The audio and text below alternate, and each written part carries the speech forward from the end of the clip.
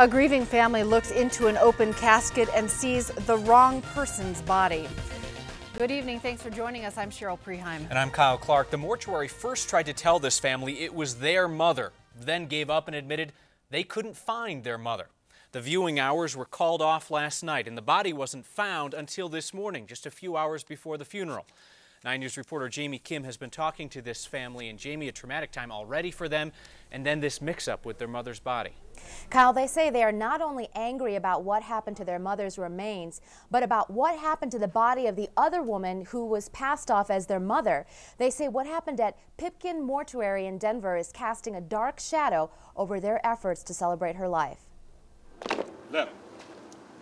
She was an outstanding part of the community. Those touched by Imogene Jackson came to say their goodbyes. She was a teacher.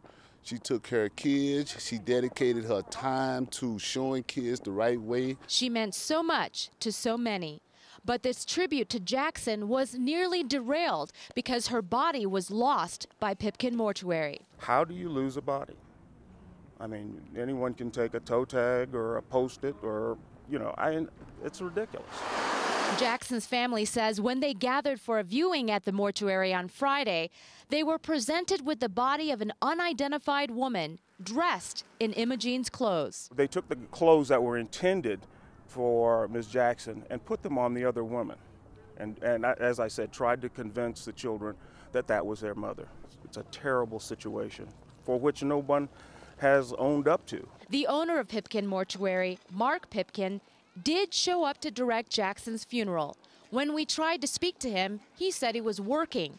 Before the funeral, he did talk to us on the phone. He wouldn't say how the mix-up happened or why they lost Imogene's body. He would only say, quote, "Yes, we did dress the wrong body, but all is rectified and the funeral will go on." No, it has not been rectified. This family has been severely traumatized by this situation. He has not apologized. To my knowledge, he has not apologized.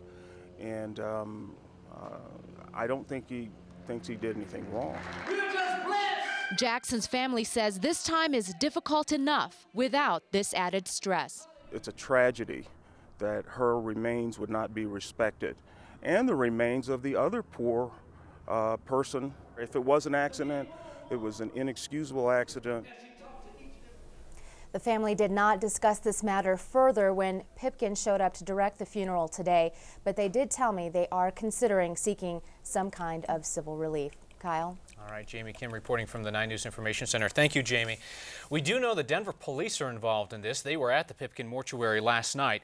Because Mark Pipkin wouldn't answer our questions today, we still don't know who the mystery woman in the casket was and if her family has any idea this happened.